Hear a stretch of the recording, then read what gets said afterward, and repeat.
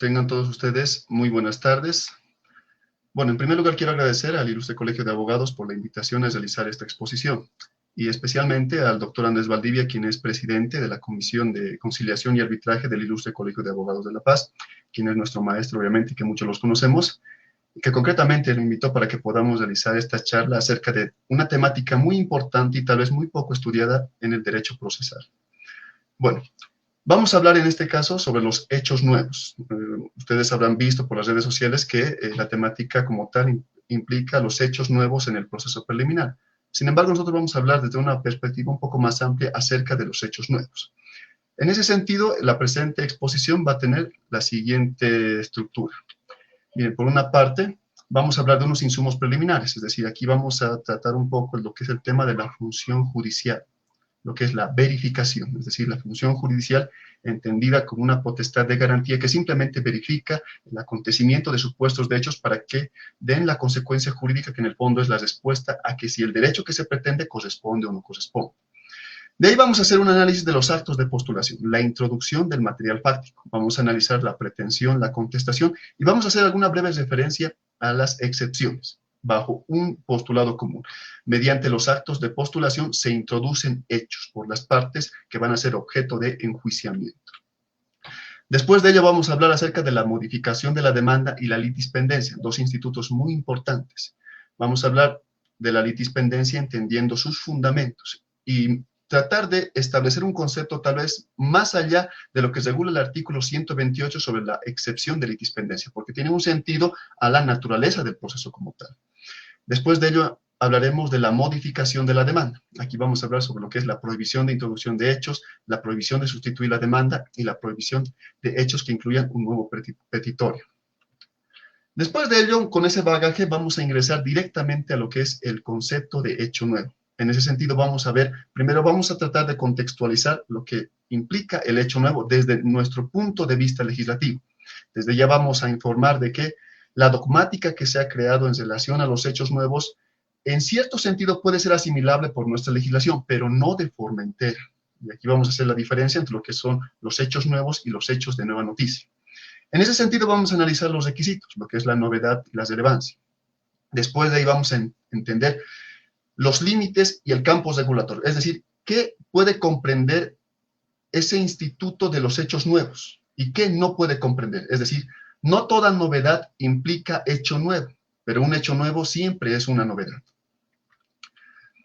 Después de ahí analizaremos los momentos de la introducción de los hechos nuevos. Hablaremos un poco de la introducción antes de la audiencia preliminar, la introducción dentro de la audiencia preliminar, después de la audiencia preliminar e incluso en segunda instancia.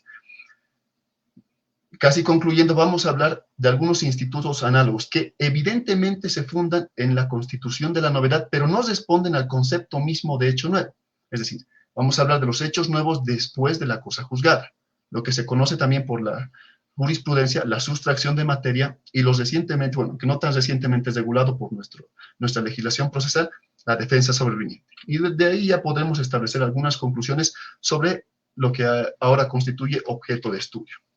Bueno, entonces primero iniciaremos con los insumos preliminares. Tenemos que hablar un poco sobre la función judicial, lo que es la verificación o comprobación.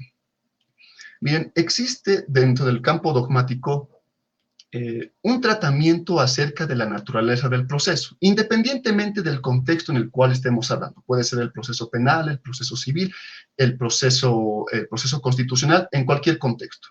Y implica cuál es la función judicial, y en sí del proceso. Bien, nosotros sabemos muy bien que la legislación hace nacer en las personas derechos subjetivos, es decir, que la ley reconoce a las personas derechos subjetivos. Muchas veces estos derechos subjetivos dependen de la materialización del supuesto de hecho de una norma jurídica, es decir, una norma jurídica regula un supuesto de hecho y al conformarse ese supuesto de hecho da por consecuencia el nacimiento de un derecho subjetivo. Entonces, cuando nace el derecho subjetivo, nace también como una correspondencia, una obligación de un tercero. Este tercero es el que tiene que observar el contenido del derecho subjetivo. Entonces, ahí nace la primera pregunta. La primera garantía que tiene ese derecho subjetivo que nace a causa de la norma es que el tercero que se encuentra obligado en correspondencia a ese derecho observe el contenido del derecho. Esa es la primera garantía. Ahora, ¿qué sucede cuando ese tercero que tiene que observar el contenido del derecho no lo observa, no lo advierte? Entonces, ahí es donde se introduce el proceso como tal. El proceso se introduce como una forma de dejar sin efecto aquellos actos que puedan transgredir ese derecho subjetivo que se constituye en el acervo de las personas. O en todo caso, puede determinar la responsabilidad por actos ilícitos en contra de esos derechos subjetivos constituidos. En ese sentido, notarán algo. La función judicial solamente puede verificar que se haya producido en el plano de la realidad los hechos concretos regulados por el supuesto de la norma, para que después este supuesto de hecho, reconocido por la norma, pueda producir sus efectos jurídicos. En ese sentido, la función judicial únicamente puede limitarse a lo que establece la ley, es decir, simplemente verificar el acontecimiento de hechos e interpretar jurídicamente en el límite que la ley mismo imponga, y de esa forma dar cuenta de si se produce o no se produce el efecto jurídico deseado.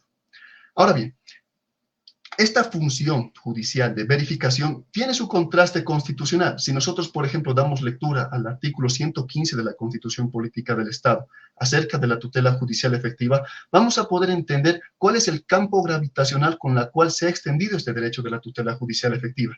En este caso, nosotros vamos a recurrir a dos sentencias constitucionales, la 1768-2011, -R, y la sentencia constitucional 1525, -2012. En estas sentencias constitucionales se trata de dar un contenido al derecho a la tutela judicial efectiva, y en particular el contenido que se da al derecho a la tutela judicial efectiva es precisamente dar una función de garantía a los derechos subjetivos, es decir, si de acuerdo a los supuestos de hechos regulados por la norma se da por consecuencia el nacimiento de derechos subjetivos, bueno, pues la función judicial tiene por misión que esos derechos subjetivos, ante una eventual violación, puedan verse restituidos, puedan verse tutelados. Entonces, esa es la primera función en la cual nosotros tenemos que contextualizar cualquier tratamiento que hagamos de los institutos procesales, y que vamos a hacerlo también de los hechos nuevos en particular.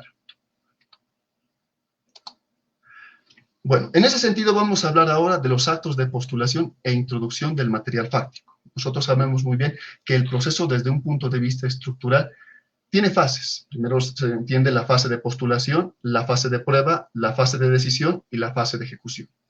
En la fase de postulación se trata de introducir el objeto del proceso, es decir, el objeto de juzgamiento, el cual tiene que ser introducido al proceso mismo. En la fase de prueba se va a tratar de confirmar el acaecimiento o no de los hechos bases de la postulación. En la decisión ya se va a comprender o se va a emitir una resolución, una decisión acerca de si esos hechos se han producido y si potencialmente provocan si corresponden al supuesto de hecho de una norma, para darle el efecto jurídico que corresponde a la tutela o no del derecho subjetivo. Y finalmente, la fase de ejecución. La fase de ejecución, que implica ya la materialización concreta de la sentencia en la realidad, si es que así lo requiere. En ese sentido, a nosotros nos interesa primero lo que es la fase de postulación. En la fase de postulación existe un concepto común. Este concepto común es la introducción del objeto de enjuiciamiento. Entonces, este objeto de enjuiciamiento tiene dos vertientes. El primer vertiente son las aserciones, es decir, aquella plataforma fáctica que el litigante considera que puede fundar o puede justificar el nacimiento de su derecho subjetivo. Ese es el primero. El segundo es la prueba, o lo que se conoce el principio de aportación de parte. Es decir, aquellos elementos de prueba o aquellos elementos de confirmación con los cuales puede dar cuenta de la existencia de ese derecho subjetivo. Un segundito. La presentación creo que...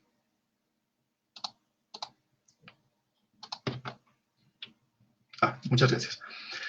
Bueno, como estábamos hablando, entonces, dar cuenta de la existencia de ese derecho subjetivo.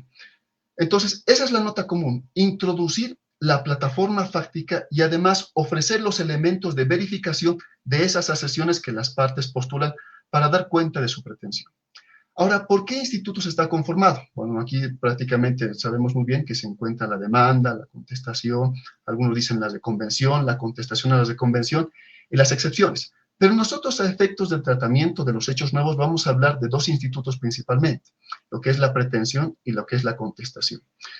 Hablando de la pretensión, existe un concepto que es muy útil en la doctrina procesal, es la autoatribución del derecho. La pretensión comprende la autoatribución de un derecho. En ese sentido, miren, cuando uno se apersona al órgano jurisdiccional, trata de afirmar ante el juez que es el sujeto que es titular de un derecho subjetivo. Pero para afirmar la existencia de ese derecho subjetivo, tiene que justificar fáctica y jurídicamente de que ese derecho nace a causa de la materialización de la hipótesis de una norma jurídica. Es lo que tiene que dar cuenta. En ese sentido, es que la base de la pretensión se encuentra por los fundamentos de hecho que se engarzan a la cuestión jurídica para dar cuenta del efecto jurídico.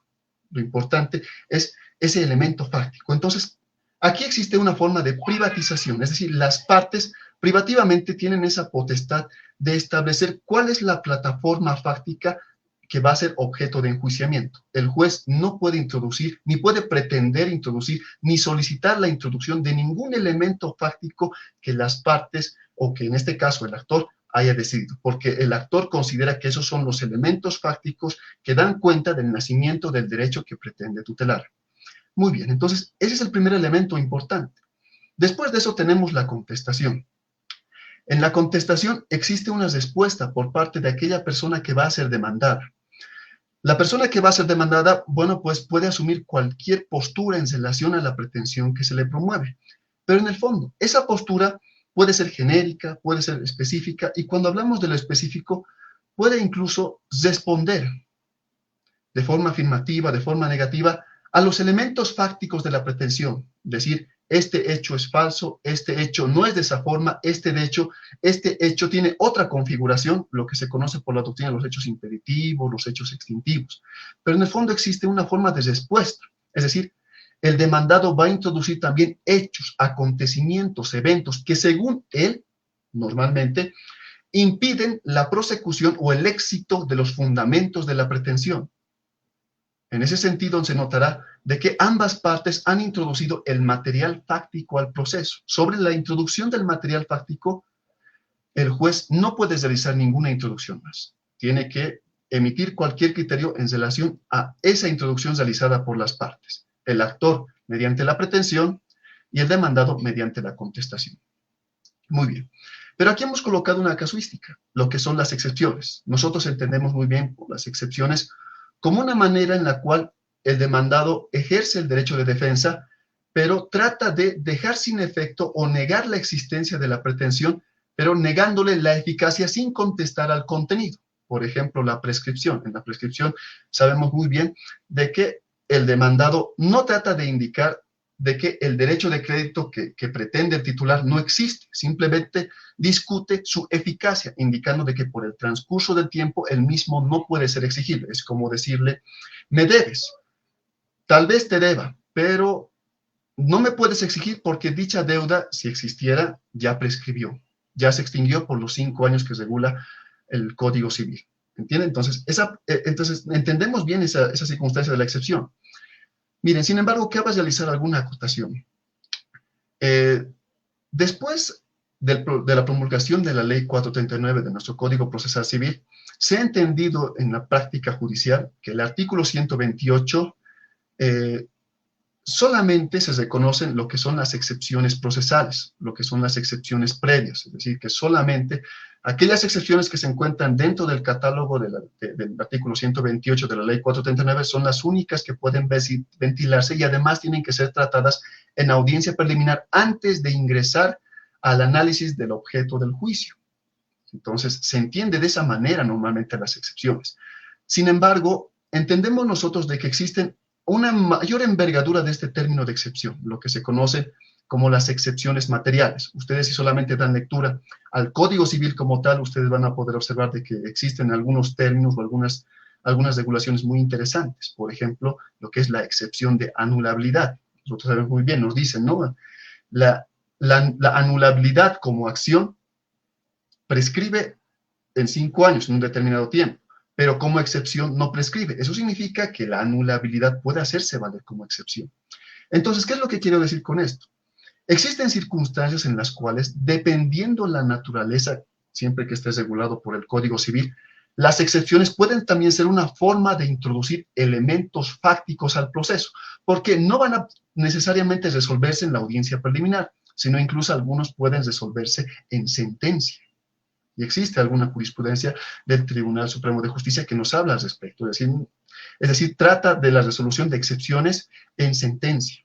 Entonces, desde ese punto de vista diré de que en relación a la aportación de los hechos al proceso, la pretensión, la contestación y en algunos casos las excepciones pueden ser un material para introducir hechos al proceso que privativamente corresponden a las partes y no al juez. Bueno, después de eso tenemos que hablar de un instituto, de la litispendencia. Nosotros sabemos muy bien, ¿no?, de que normalmente se conoce a la litispendencia como una excepción, la excepción de litispendencia, que implica un litigio pendiente. Cuando nace un proceso judicial, no se puede tratar de promover otro proceso judicial sobre los mismos sujetos, objeto y causa. En ese sentido es que se impide la prosecución del segundo proceso, ya sea acumulando al primero o dejándolo sin efecto. Sin embargo, esto de la litispendencia tiene una connotación más profunda. Si bien ha sido construida por la dogmática jurídica, no deja de tener aplicación dentro del contexto de nuestra legislación procesal. Miren, desde el momento en el cual las partes promueven el litigio, promueven el conflicto, dan cuenta de la envergadura fáctica del conflicto al juez en la demanda, la contestación, existe una suerte de ficción, una ficción en donde se establece que esa situación que se ha colocado al proceso no sufra modificación alguna hasta que se emita sentencia, cosa de que en el momento de emitirse sentencia, esta sentencia pueda resolverse, pueda considerarse únicamente en relación a la postura inicial que las partes hayan promovido ante el juez. Es decir, esa ficción de que hoy inicio mi demanda y mañana sale la sentencia. ¿Para qué? Para que no pueda existir modificaciones o alteraciones, porque si la legislación procesal reconociera modificaciones, alteraciones, podía producir su propia ineficacia, lo que nosotros podemos entender como la inseguridad jurídica del proceso. En ese sentido aparece la litispendencia, una manera en la cual se considere que el litigio está pendiente desde el momento de su inicio hasta el momento de su conclusión.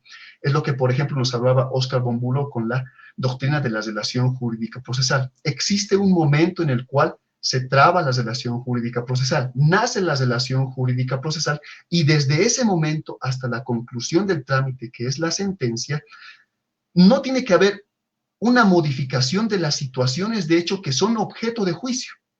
Como no tiene que haber una modificación, la sentencia tiene que emitirse de acuerdo a lo que las partes han postulado, lo que también se conoce como el principio de congruencia, ¿no? Incluso, mire, en base a esta idea de la litispendencia es que se ha construido todo lo que se conoce como la teoría de las medidas cautelares, porque las medidas cautelares tienen por finalidad tratar de colocar un statu quo en relación al objeto del litigio para que no sufra modificación durante la duración del trámite procesal. Muy bien. Entonces, ¿por qué existe la litispendencia? La litispendencia tiene dos fundamentos. En primer lugar, es el derecho de defensa y en segundo, la preclusión. ¿El derecho de defensa en qué se basa? Una vez que el actor ha introducido una plataforma fáctica al proceso y de esta plataforma fáctica es informada el demandado tiene ese derecho de que el actor no pretenda la modificación del supuesto de hecho o de la plataforma fáctica que él mismo insertó en el proceso. Es decir, si yo estoy iniciando un proceso, legitimando promoviendo, imaginemos, una reivindicación basado en mi titularidad de derecho propietario, y luego trata de modificarlo, indicando de que yo soy anticrisista, y después trata de modificarlo, indicando que tengo otra condición, y que el juez admita esa circunstancia, ese cambio, esa alteración, por motivos de hecho, entonces puede provocar en el demandado una situación de indefensión, porque el demandado en el momento en el cual contesta la demanda, tiene toda la plataforma fáctica sobre la cual se va a desenvolver el juicio. Es también una forma de representar la ya regulada en el artículo 5 de la Ley 439 acerca de la lealtad procesal. En el segundo caso se encuentra el fundamento de la preclusión. La preclusión es un instituto muy importante del derecho procesal. ¿Y qué implica? El ejercicio de las potestades procesales en el momento en el cual está regulado por la misma norma procesal. En ese sentido, respetando esa función o respetando la litispendencia y el derecho de defensa, es que la ley procesal establece momentos en los cuales se puede promover la demanda y momentos hasta los cuales se puede realizar alguna alteración o alguna modificación. En ese sentido, nosotros vamos a observar de que cualquier modificación a la demanda solamente puede hacerse hasta antes de la contestación de la demanda misma por el demandado. No existe posibilidad posterior por la cual se pueda tratar de modificar, alterar. ¿Y por qué? Porque existe la litispendencia y porque existe el derecho de defensa del demandado en relación a ello. Y a ello tenemos que sumar el análisis preliminar de la verificación, es decir, que una vez que las partes promueven el conflicto ante el juez solamente puede verificar que los hechos que están promoviendo corresponden o no corresponden a la realidad y aplicar la norma jurídica para después dar cuenta de si se debe tutelar o no el derecho subjetivo exigido. No se puede dar más. En ese sentido también podemos hablar de alguna jurisprudencia. El Auto Supremo 329, creado 2018, del 2 de mayo, nos habla acerca de la relación jurídica procesal y también de la litispendencia, indicando de que no se puede alterar el material fáctico que ha sido introducido al proceso. Muy bien. En ese sentido, ahora tenemos que hablar de la modificación de la demanda. Desde ya ustedes van a poder advertir un principio. No se puede modificar la demanda, no se puede modificar las aportaciones fácticas que ha realizado el actor una vez que se ha promovido la demanda y especialmente una vez, o concretamente, una vez que el demandado haya dado contestación a la demanda. Ese es un principio. Miren, en ese sentido, miren, noten algo. Si la regla constituye la no modificación de la demanda, la no modificación de la plataforma fáctica que se introduce al proceso y que tiene que ser objeto de enjuiciamiento del juez en sentencia, significa que esa es la regla, no puede introducirse. Sin embargo, atendiendo a la naturaleza de los hechos, tomando en cuenta de que los hechos siempre van a ir más adelante que la norma jurídica y que la norma jurídica no lo puede regular todo, se puede establecer cierto régimen de excepción, es decir, un régimen de excepción que como tal permita alguna alteración de la plataforma fáctica. Ahora, ojo con esto, cuando hablamos de un régimen de excepción, significa que las normas que regulan la manera de introducir material fáctico dentro del proceso, después del límite establecido por la norma, implica una norma de excepción, un régimen de excepción. Por tanto, esas normas tienen que aplicarse de forma restrictiva. La interpretación que se realiza de esas normas tiene que hacerse de forma restrictiva y eso nos va a servir de mucho insumo para más adelante. Bueno, en ese sentido, hablando de la modificación de la demanda, se tiene el artículo 115 de la Ley 439 y asimismo un insumo en el Auto Supremo 527-2020 del 8 de noviembre. Entonces, ¿qué nos dice?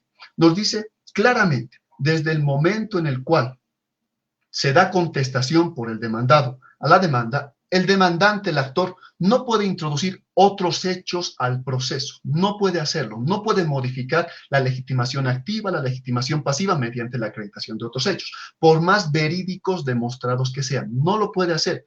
Si considera de que esos hechos mantienen relevancia, tendrá que iniciar otro proceso si es que así es posible, si es que la norma sustancial así lo permite, pero no puede introducirlos y el juez no puede permitir esa introducción. Entonces, ¿cómo se basa eso? Se basa en 3 prohibiciones concretamente. La primera es la prohibición de introducción de hechos que hagan nacer otra pretensión, por más de que exista hechos que hayan acaecido posteriormente. El demandante no puede pretender su introducción si es que el demandado ha dado contestación. Si es que esos hechos dan nacimiento a otra pretensión, no es posible. Miren, por ejemplo, digamos que estamos en un juicio de mejor derecho propietario únicamente. Y en el interín del mejor derecho propietario, el demandante pierde la posesión del bien por el demandado. Entonces no puede pretender introducirlo, indicando de que la pérdida de la posesión, pues no puede pretender introducirlo, porque eso implicaría el nacimiento de otra pretensión, el cual sería la reivindicación. Entonces, existe esa limitación. Luego, la prohibición de sustituir la demanda. ¿Qué significaría sustituir? Cambiar la pretensión como tal. Tampoco puede realizarse. Después está la prohibición de hechos que incluyan un nuevo petitorio. No puede introducirse un nuevo petitorio en relación a esta modificación de la demanda. Muy bien. Hablando en concreto ahora de los hechos nuevos. Vamos a hablar un poco de la terminología. Hablando de la doctrina. En la doctrina procesal existe una monografía muy interesante de Castillejo Manzanares. Esta autora hace una relación dogmática de la ley de enjuiciamiento civil española y nos habla de dos categorías de hechos, los hechos nuevos y los hechos de nueva noticia. Los hechos nuevos vendrían a constituirse como aquellos acontecimientos que acaecen después de la contestación de la demanda por el demandado, que tienen cierta vinculación con la pretensión principal. Y se considera a los hechos de nueva noticia como aquellos hechos que tal vez hayan nacido antes de ese momento de la contestación de la demanda por el demandado, pero que el actor ha tenido su conocimiento de forma reciente, los hechos de nueva noticia.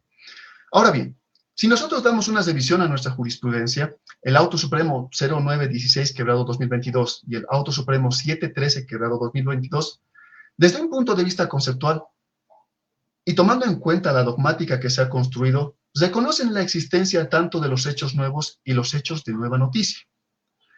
Sin embargo, aquí nosotros tenemos que realizar un examen un poco más minucioso y una crítica en relación a esta asimilación.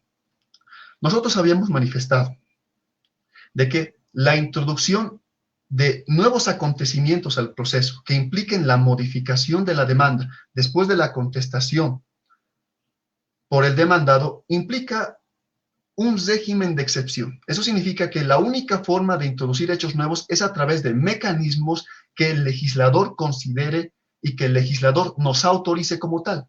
Es decir, la ley autoriza. Si la ley los regula, la ley lo autoriza, desde un punto de vista interpretativo, restrictivo, entonces puede realizarse. Si la ley no lo considera, entonces no puede realizarse. En otras palabras, si la ley regula la introducción de hechos nuevos, entonces puede hacerse. Si la ley no regula la introducción de hechos nuevos, no puede hacerse. En ese sentido, si nosotros damos una revisión a nuestra legislación procesal, vamos a notar de que se reconoce la existencia de los hechos nuevos, pero no se reconoce los hechos de nueva noticia. En ese sentido, podría concluir de que, desde este punto de vista, ¿no?, de que en nuestro ordenamiento procesal no se reconocen los hechos de nueva noticia. Solamente podemos hablar de los hechos nuevos.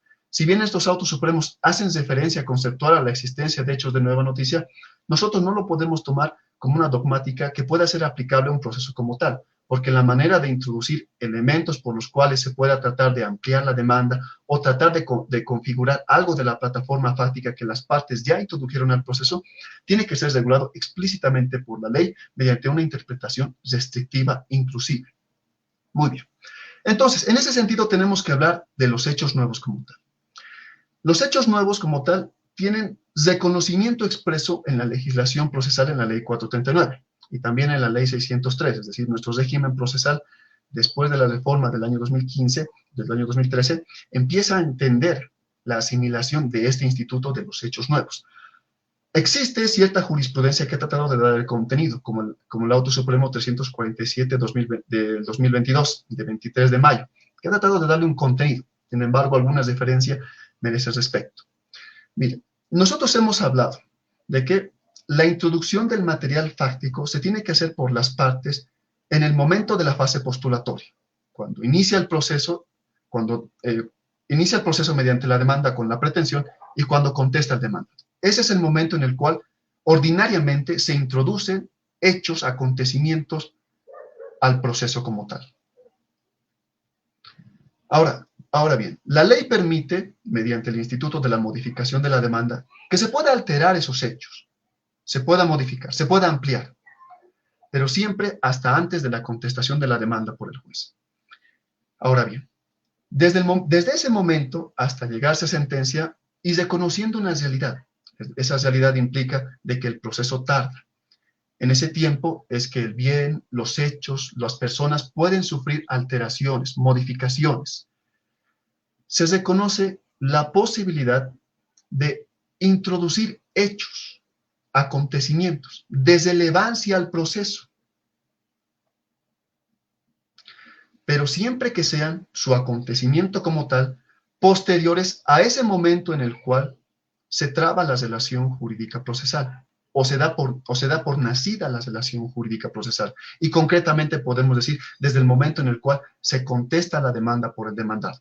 Después de ese momento es posible introducir hechos, pero estos hechos tienen que ser posteriores y tienen que tener relevancia en relación a los hechos principales del juicio, sea reforzando la pretensión del actor o ya sea reforzando la defensa que realiza el demandado en el momento de su contestación. Sin embargo, vamos a notar de que esta introducción de hechos tiene límites. No se va a poder pretender modificar o alterar los elementos subjetivos, ni la naturaleza de la pretensión misma. Se pueden introducir hechos, acontecimientos, pero siempre va a ser con un cierto límite, como lo vamos a ver más adelante. Bien, desde ese punto de vista tenemos que hablar de los requisitos. ¿Cuáles son los requisitos que nos permiten la introducción de hechos nuevos? Pues vamos a hablar de dos. Uno es la novedad y otro es la relevancia.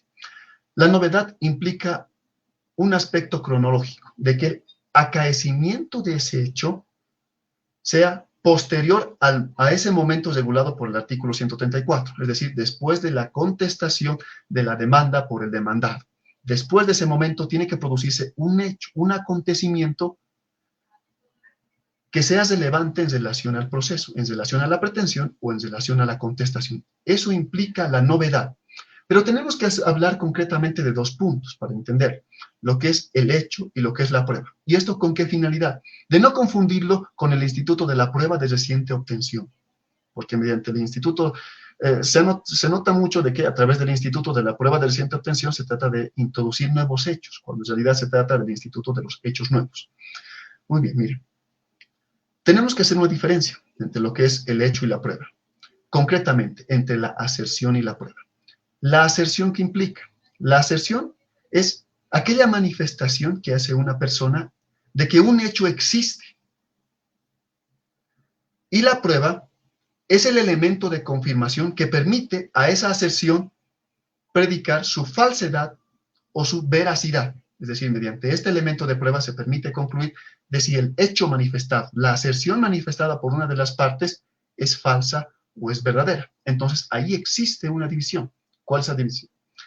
El hecho es un acontecimiento, que el cual la parte va a afirmar su existencia, y la prueba es el elemento de confirmación de ese hecho. Entonces, ¿qué significa? Que el elemento de prueba siempre va a ser posterior al hecho como tal, porque el elemento de prueba es el elemento que permite la confirmación o la verificación de la existencia de ese hecho, lo que se conoce por la doctrina como las fuentes y la teoría de las fuentes y los medios de prueba. Entonces, ¿qué es lo que queremos decir con esto? Cuando hablamos de los hechos nuevos, nos hablamos del acontecimiento como tal. El acontecimiento como tal tiene que nacer de forma posterior a ese momento que ya estábamos hablando. Y no estamos hablando del elemento de prueba. Cuando el juez haga el control acerca de la introducción de hechos nuevos, tiene que guiar el control de la novedad en relación al hecho mismo afirmado y no al elemento de prueba. Obviamente el elemento de prueba tiene que ser posterior a la existencia del hecho, pero el control de la novedad tiene que ser al hecho mismo.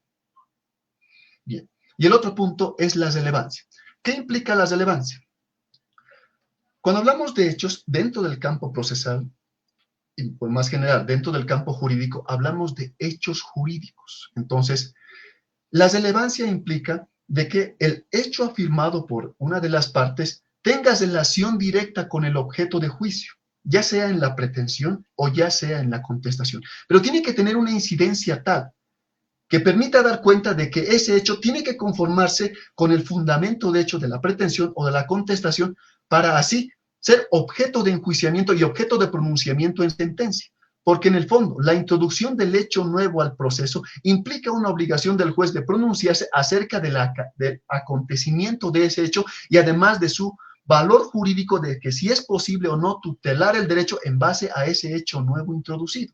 Eso implica la relevancia, porque además, desde el momento de su introducción, el juez no puede soslayarlo en sentencia. tiene que ser congruente en relación a ese hecho introducido. Por eso es que decimos que tiene que tener una relación. ¿Con qué? Con la pretensión o con la contestación. Nosotros sabemos bien, ¿no?, de que la pretensión tiene determinados elementos. El más importante es el de la causa pretendi, el elemento causal, en donde se refuerzan los hechos y tiene que engasar, tiene que existir una relación lógica entre los hechos como tal, que permita dar cuenta de que es relevante a efectos del proceso. Por ejemplo, a ver, miren, si nosotros, hablando de la relevancia un poco, si nosotros estamos hablando de un juicio de mejor derecho propietario, no nos interesa la acreditación de una deuda, no nos interesa. Solamente nos interesan cuestiones en relación al mejor derecho propietario, a las circunstancias del derecho propietario. Eso es algo muy importante que hay que resaltar. Muy bien. Estamos hablando de los hechos nuevos, ¿no?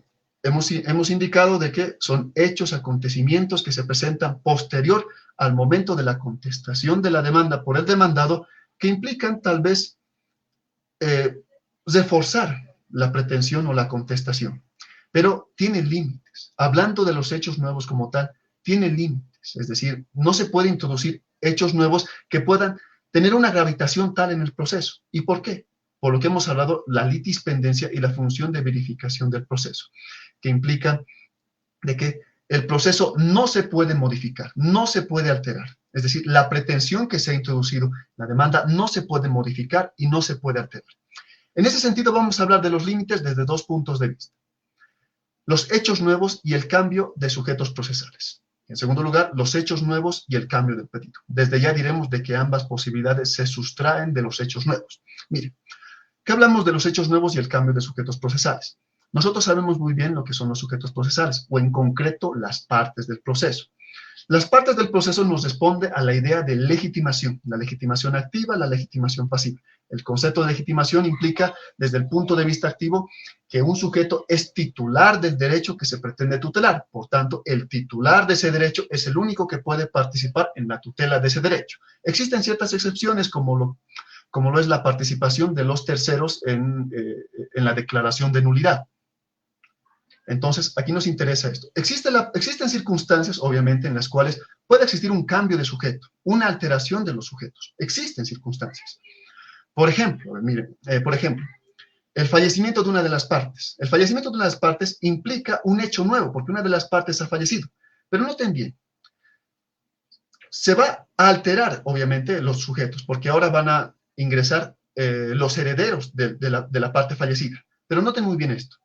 Esas personas ingresan al proceso no por causa de los hechos nuevos, del instituto de hecho nuevo como tal, sino por causa de la sucesión procesal. La sucesión procesal, regulada como está, permite la introducción de estos sujetos, pero no lo hacen bajo el rótulo de hechos nuevos. ¿Y por qué? Porque desde el momento en el cual se traba la relación jurídica procesal, nace la relación procesal, no se pueden modificar la pretensión como tal, es decir, los elementos esenciales. ¿Y cuáles son? Los sujetos, las personas que inician el proceso. A ver, hablando de otras circunstancias. Mire, por ejemplo, digamos que estamos en un juicio de desalojo. En el contrato de desalojo se permite una cláusula de subalquiler, de subarrendamiento. Y evidentemente a quien estamos pretendiendo desalojo, subhacienda. Eso permitiría la inclusión de este sujeto en el proceso desde un punto de vista sustancial. Pero una vez que se ha promovido el proceso como tal, no se puede introducir a ese sujeto en el proceso. ¿Por qué? No se lo puede introducir porque lo que estábamos hablando, desde el momento en el que nace el proceso, no se puede modificar en los elementos esenciales de la pretensión y la defensa la naturaleza de la pretensión misma. No se puede introducir. Tendríamos que buscar otro instituto, pero no podría introducirse mediante el rótulo de los hechos nuevos. Bien, hablando de los hechos nuevos y el cambio de petitorio. ¿El petitum qué significa? Implica el efecto jurídico que concretamente se requiere al órgano judicial y que se puede emitir y considerar y resolver en sentencia. Entonces, el petitum implicaría prácticamente el cambio, la modificación de la pretensión como tal. Aquí podemos hablar de la introducción de otras pretensiones también. El ejemplo que dábamos, imaginemos que estamos en una litigación, en un juicio acerca del mejor derecho propietario, es decir, un juicio meramente declarativo. Aquí me interesa solamente lo declarativo. Yo indico que soy propietario de un bien y el demandado implica que él es el titular del bien y que tiene un registro anterior. Yo indico que tengo un registro anterior a él, incluso. Mi tracto sucesivo es anterior. Sin embargo, yo me encuentro inicialmente en posesión del bien. Si después de este momento, que hemos hablado abundantemente, la contestación de la demanda por el demandado, se produce la pérdida de la posesión por mi parte como actor, eso obviamente me da la posibilidad de iniciar de ya no solamente pretender una acción declarativa, sino además corresponder con una reivindicación o hacer o prácticamente la función compleja de la reivindicación, es decir, pretender también la recuperación del ejercicio posesorio del bien. Pero noten muy bien, no se puede introducir esta pretensión al proceso. ¿Y por qué motivo? Ya les decía, es decir, esa garantía del derecho a la defensa y además de la seguridad jurídica que implica el trámite procesal. No se puede modificar. Eso significa de que el juicio declarativo de mejor derecho tiene que consolidarse y paralelamente tendré que iniciar un juicio de reivindicación para la recuperación del ejercicio posesorio, pero no se puede alterar, no se puede modificar. ¿Y eso por qué? Ya les decía, la litispendencia, la función de verificación del proceso que se encuentra en una de sus interpretaciones del artículo 115 de la Constitución, implica de que no se puede modificar, alterar las situaciones fácticas o jurídicas del proceso desde el momento que la ley establece hasta la sentencia. ¿Por qué? La sentencia tiene que emitirse en relación a ese momento y ser congruente. Claro, sin perjuicio de medidas cautelares que se pueden establecer. Ahora, se puede introducir un régimen de excepción como el régimen de los hechos nuevos y el otro régimen que vamos a ver más adelante. Pero siempre dicho régimen tiene que estar autorizado por el legislador y su interpretación tiene que ser restrictiva. Muy bien. Ahora bien, como hemos hablado del campo regulatorio de las limitaciones a los hechos nuevos, ahora nos corresponde hablar del campo regulatorio, es decir, ¿qué acontecimientos pueden considerarse idóneos para introducirse mediante este instituto de los hechos nuevos? Entonces aquí tenemos que hablar de los hechos nuevos y la causa petendi, y luego cierta contradicción acerca de los hechos nuevos y la introducción de nueva causa petendi. Por el tiempo yo creo que solamente vamos a analizar la primera de estas fenomenologías, que es los hechos nuevos y la causa petendi. Mire, la pretensión como tal tiene determinados elementos, los elementos subjetivos y los elementos causales. Los elementos subjetivos implican las partes, los sujetos que prácticamente intervienen en relación al derecho que es debatido. Corresponde a la legitimación activa y a la legitimación pasiva, quién pretende y contra quién se pretende. Los elementos objetivos, el bien que es objeto de juicio, es decir, qué se pretende. Y los elementos causales, por qué se pretende, es decir, los elementos fácticos y los elementos jurídicos que fundamentan y justifican a la pretensión y al derecho que se pretende tutelar. En ese sentido, a nosotros nos interesa estos elementos causales. ¿Cuáles son los elementos causales? Decíamos los hechos y el derecho. Sin ingresar acerca de cuál es la relevancia de los hechos o el derecho, la teoría de la individualización, la teoría de la sustancialización, vamos a hablar únicamente de los hechos.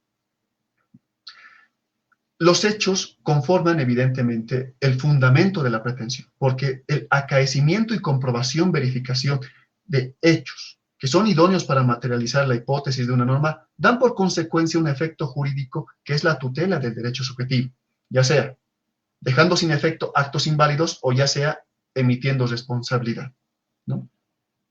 Entonces, los hechos nuevos son idóneos de introducirse al proceso en un límite, y ese límite se encuentra precisamente en la complementación, incluso podría decir ampliación, reforzamiento a estos hechos base que han sido configurados por el demandante. Estos hechos base. Es decir, si tiene esa idoneidad, entonces puede emitirse. A ver, miren, por ejemplo, nuestra jurisprudencia no ha resuelto un caso concreto en relación a hechos nuevos. Existe, obviamente, jurisprudencia que habla de los hechos nuevos, trata de dar conceptos de hecho nuevo, pero una resolución como tal es un poco difícil buscar. Sin embargo, podemos traer algunas experiencias. Miren, hablemos del caso de una nulidad.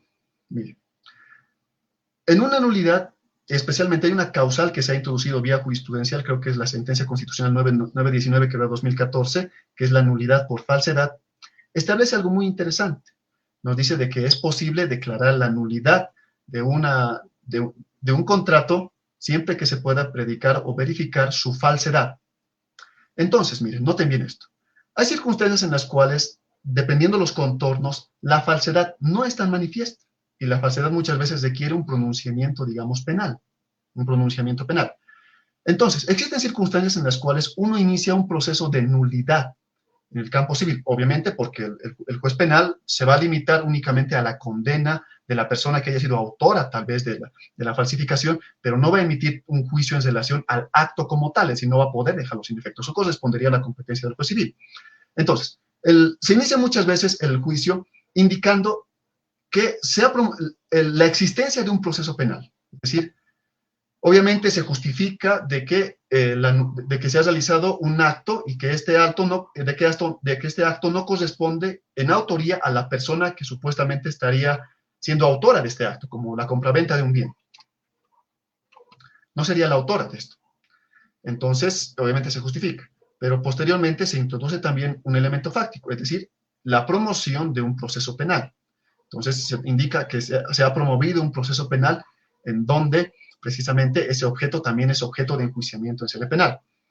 Ahora bien, en el transcurso del proceso civil, el proceso penal también puede tener su recorrido, puede tener, pues, tiene sus etapas, lograr una imputación, una acusación, llegar al juicio oral, tener sentencia.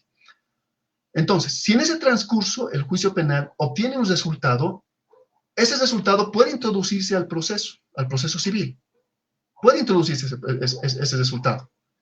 Y ese resultado, claro, por ejemplo, la consideración de una valoración grafológica o algo de esa naturaleza, puede introducirse al proceso civil. Y lo hará bajo este rótulo de los hechos nuevos, es decir, hay un acontecimiento. ¿Cuál es el acontecimiento? De que dentro del proceso penal se ha producido un acto procesal, se ha llegado a una conclusión en relación al pronunciamiento del juez como tal.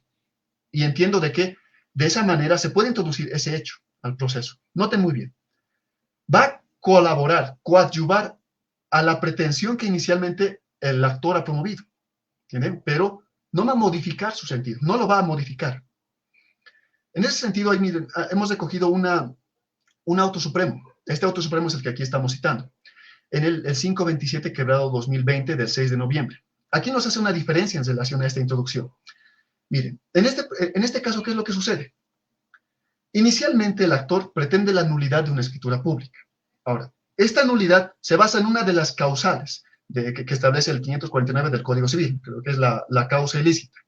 Se establece que, inicia su demanda indicando de que esta escritura pública es nula por causa ilícita, es decir, se ha conformado en base a una ilegalidad. Bien. Posteriormente a ello, este demandante se da cuenta de que esa escritura también había sido falsificada, es decir, observa de que en la matriz protocolar del notario no existe la matriz protocolar, es decir, de que existe la matriz como tal, pero la minuta como tal no corresponde a la firma. Entonces, tomando en cuenta ese hecho, trata de introducirlo al proceso, indicándole al juez, señor juez, tengo aquí un hecho nuevo. ¿Este hecho nuevo en qué se basa? De que esa escritura que es objeto de enjuiciamiento y de la que solicito la declaración de nulidad es además falsa. Entonces, aquí entiendo que ha sido acertada la opinión que ha realizado tal vez el Supremo, indicando de que esa circunstancia no puede ser introducida al objeto del juicio. ¿Por qué? Porque está modificando la pretensión del actor. Es decir, evidentemente se está pidiendo la nulidad, pero se está modificando las causales, se está modificando los hechos como tal, porque el fundamento fáctico no se encontraba en la falsificación, se encontraba en otros motivos de la causa ilícita. Al tratar de introducir la falsificación, está modificando como tal la demanda. Y por tanto, si bien puede tener relevancia a efectos de la nulidad, el mismo tiene que tramitarse en otro proceso y a efectos de este juicio de nulidad por causa ilícita, no puede introducírselo bajo el rótulo de hechos nuevos. Entonces, de esa manera podemos entender que ahí se encuentra su limitación y su campo regulatorio. Bien, entonces, hablando ahora de los momentos para la introducción de hechos nuevos. Esto ya vamos a hablar de un poco de procedimiento.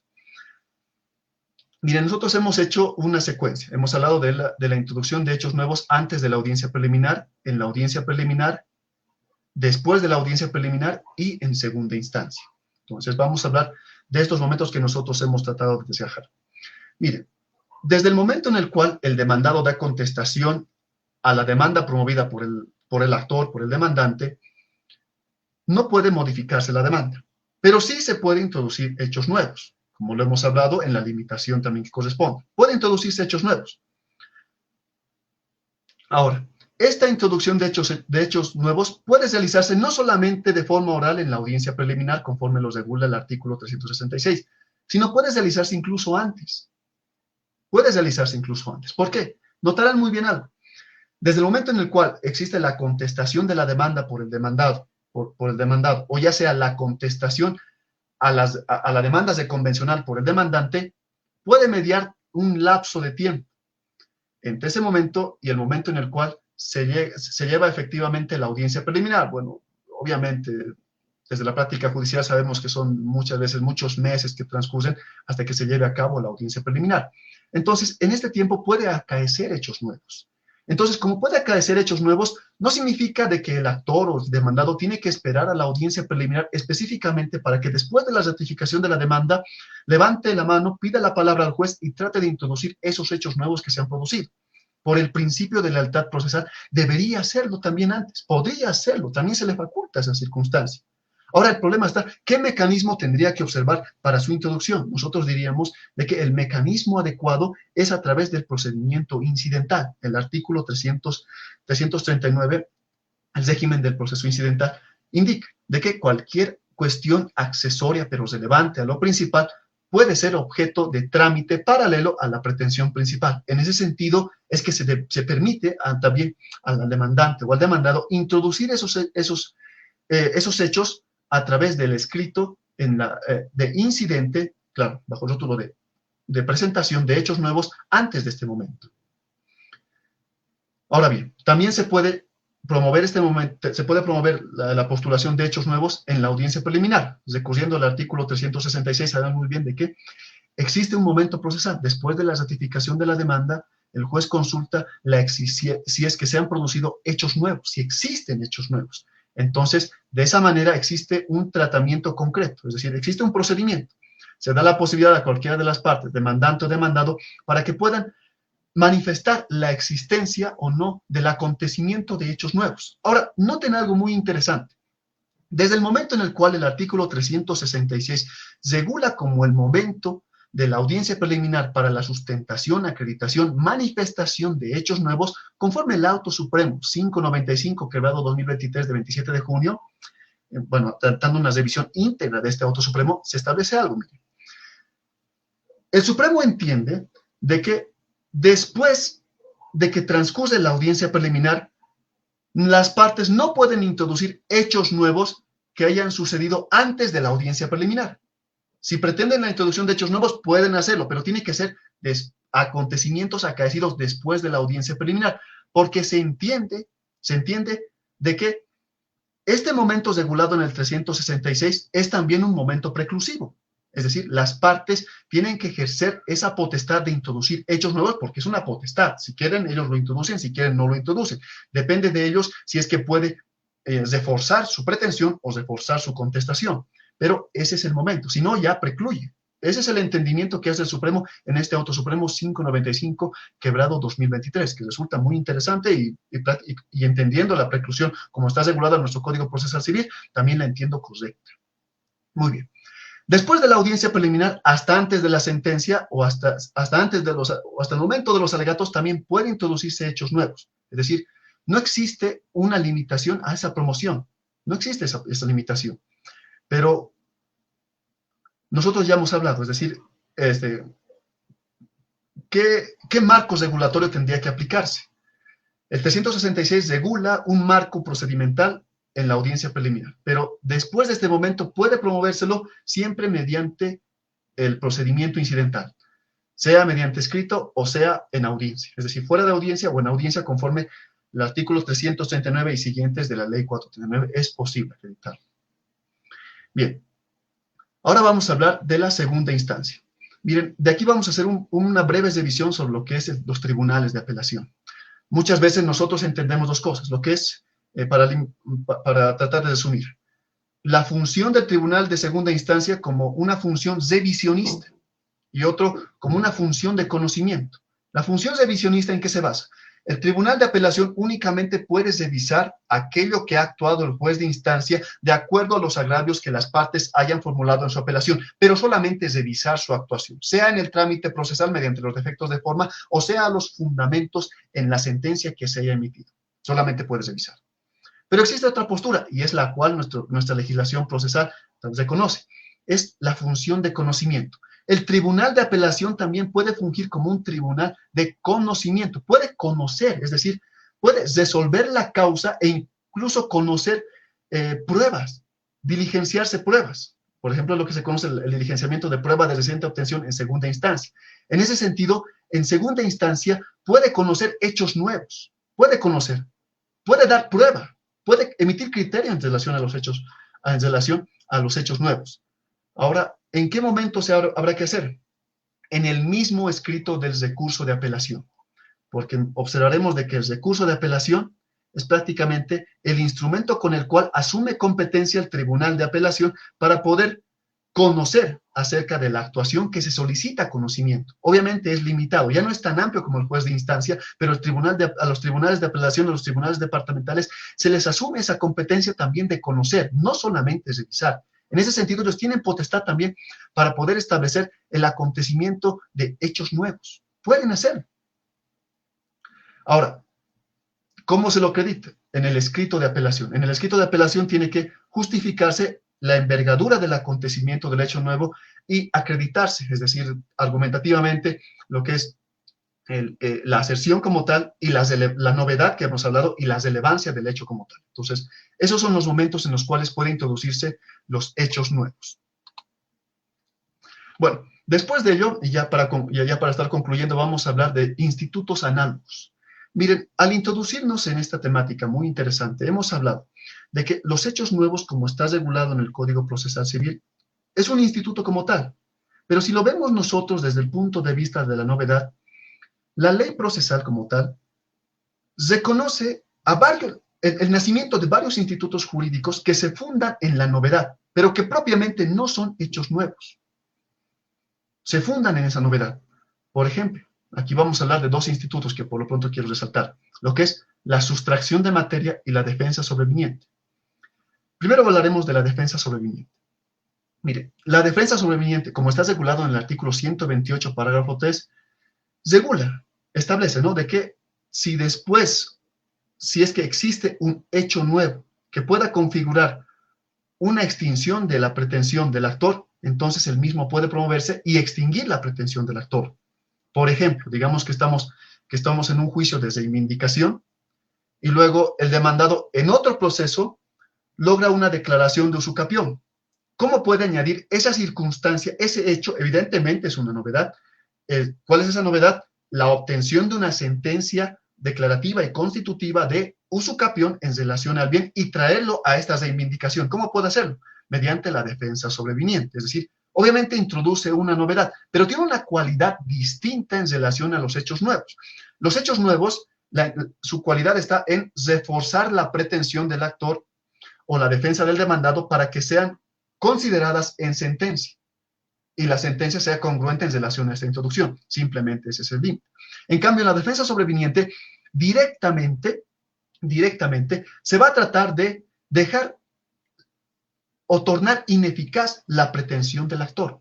La defensa sobreviniente se va a tratar de dar ineficacia a la pretensión del actor, como en el caso de la reivindicación. Si es que se trae a colación la usucapión en el juicio de reivindicación, el mismo ya no tiene razón de ser, porque el derecho base para la reivindicación es el derecho propietario. Y si el mismo se ha extinguido por causa del acontecimiento de la usucapión, la misma, mediante un conocimiento idóneo que es la defensa sobreviniente, ya no tiene pues razón de ser. Tendría que extinguirse. ¿Entienden?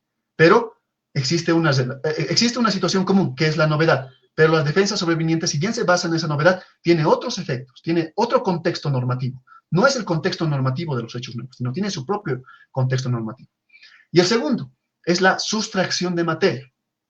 ¿Qué implica la sustracción de materia? No está regulada en nuestra legislación procesal, sino es un reconocimiento jurisprudencial. Existen autos supremos que reconocen este instituto, como el que traemos a colación, el auto supremo 816, quebrado 2021 de 15 de septiembre, trae a colación lo que es el instituto de la sustracción de materia, como una forma en la cual el objeto de enjuiciamiento ya no existe el interés para enjuiciar, ya no existe el interés para enjuiciar. Entonces, en esta temática de la sustracción de materia, evidentemente es una novedad. Mire, funciona de esta manera. Si en el transcurso del proceso sucede un acontecimiento, un evento, que prácticamente haga la pérdida del bien o la pérdida del interés, entonces se tiene que aplicar la sustracción de la materia como tal. No tiene que existir un objeto de enjuiciamiento. Ya no existe objeto de enjuiciamiento. Nosotros entendemos muy bien, y de la misma manera que el hecho nuevo, comparte una cualidad que es la novedad, porque tiene que presentarse de forma posterior, cosa de que el juez se pronuncie acerca de la sustracción de materia y mediante un auto interlocutorio definitivo, sin resolver el fondo de la causa, deje el mismo sin efecto y archivo de obrados. Entonces, existe una situación común que es la novedad. Existe la novedad. Sin embargo, se trata de otros efectos. Tiene otra repercusión que no se relaciona con los hechos nuevos. Entonces, ahora para ya casi concluir, hablemos de los hechos nuevos tras la cosa juzgada. Miren, nosotros entendemos algo, y esto quiero que pongan atención en relación a qué dogmática nosotros debemos que utilizar. Inicialmente les decía que existe una construcción muy interesante sobre lo que son los hechos nuevos por la legislación española. Si nosotros revisamos, por ejemplo, libros de la editorial Tirán Blanch, vamos a observar pues, que existe un gran marco dogmático sobre el estudio de los hechos nuevos, y hablan incluso de los de nueva noticia. Sin embargo, esta lectura tiene que darse siempre con beneficio de inventario. Es decir, que nuestra legislación no es tan amplia como la Ley de Enjuiciamiento Civil Español. Bien, vamos a ver. La cosa juzgada. Nosotros sabemos muy bien lo que es la cosa juzgada. Es una cualidad que alcanza la sentencia por la cual esta no se puede modificar. Y los criterios que la componen, subjetivo, objetivo y causal. Los mismos sujetos, el mismo objeto y la misma causa de pedir, ¿no? Tienen que conjugarse los mismos para que no pueda existir otro enjuiciamiento. Ahora bien, nuestro sistema se enrola de esa forma, en esa concepción, en que la cosa juzgada responde a esos tres criterios, subjetivo, objetivo y causal. Eso significa de que si el conflicto como tal, es decir, puede materializar la hipótesis de otra norma jurídica, es lícito la promoción de otro proceso judicial. Si yo, por ejemplo, estoy iniciando un proceso de nulidad por falta de objeto, y pierdo, puedo iniciar otro proceso judicial por nulidad, pero esta vez por causa ilícita. Puedo hacerlo. Puedo hacer un proceso por nulidad y luego puedo hacer un proceso por anulabilidad. Existe esa posibilidad. Existe esa posibilidad. Sin embargo, en la Ley de Enjuiciamiento Civil Española, concretamente el artículo 400, y damos una revisión, y además de esta dogmática, nos dicen una variable muy interesante. La extensión de la cosa juzgada, como lo entiende la legislación española, es más amplia. No solamente abarca lo subjetivo, objetivo y causal, sino abarca también todas las pretensiones que las partes hayan podido promover en relación a la causa. Nótese muy bien, el sistema de cosa juzgada regulado por la Ley de Enjuiciamiento Civil Española es mucho más drástica que la nuestra, mucho más drástica. Como es más drástica, entonces no se permite nuevas pretensiones después de que una resolución tenga cosa juzgada. Es muy difícil promover nuevas pretensiones entre las partes. En cambio, en nuestro sistema es más amplio, porque solamente reconocemos el criterio subjetivo, el objetivo y el causal. Entonces, ¿qué es lo que quiero decir con esto? Miren, en nuestro sistema como tal, ¿se puede promover hechos nuevos después de la cosa juzgada? O no se puede promover, evidentemente, ¿no? Pero la pregunta es, ¿hechos nuevos después de la cosa juzgada pueden configurar la promoción de otro proceso sin que afecte la cosa juzgada? Nosotros vamos a responder que sí es posible, pero siempre y cuando esos hechos nuevos impliquen una reconfiguración del fundamento causal de la pretensión. Una reconfiguración del fundamento causal. Si, por ejemplo, yo inicié, digamos, he justificado jurídicamente, yo entiendo que es posible, en mi condición de anticresista, una reivindicación del bien por haberme sustraído un tercero el ejercicio posesorio, puedo adquirirlo el bien y puedo promover la recuperación del ejercicio posesorio. Es decir, existe una modificación. entiendo que ese hecho nuevo que se ha producido, que es mi cambio de situación, después de la cosa juzgada, es lícito para que se pueda promover una nueva pretensión.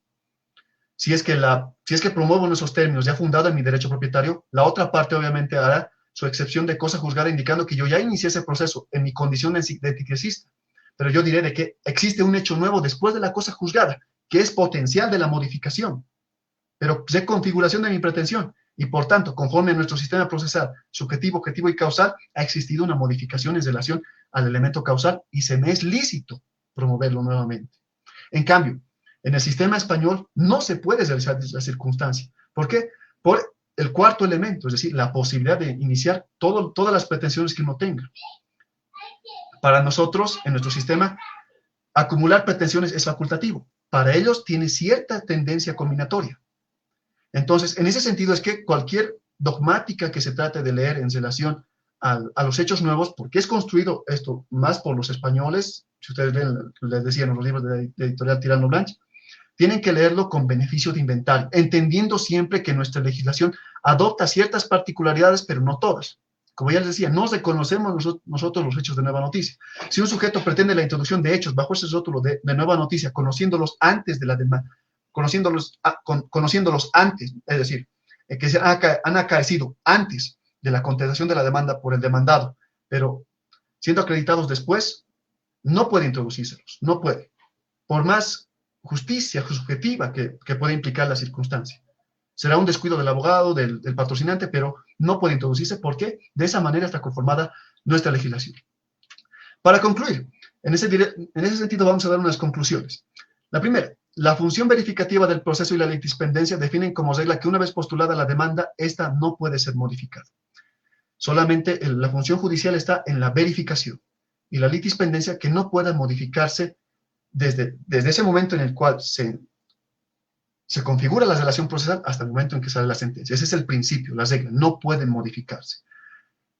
La segunda conclusión, el régimen jurídico de la introducción de hechos nuevos comprende un régimen de excepción, por lo que sus reglas deben aplicarse de manera restrictiva. Es decir, que excepcionalmente el legislador, no el juez, el legislador autoriza la introducción de hechos nuevos. Por tanto, las partes, y especialmente el juez, tiene que entender de que el régimen de introducción de hechos nuevos al proceso tiene una interpretación restrictiva, no puede ser una interpretación amplia. Si un juez tratara de introducir hechos nuevos mediante el rótulo de hechos de nueva noticia, eso es una actuación fuera del marco legal. ¿Por qué? Porque es un régimen de excepción al cual el legislador es el que tiene que autorizar y no el juez.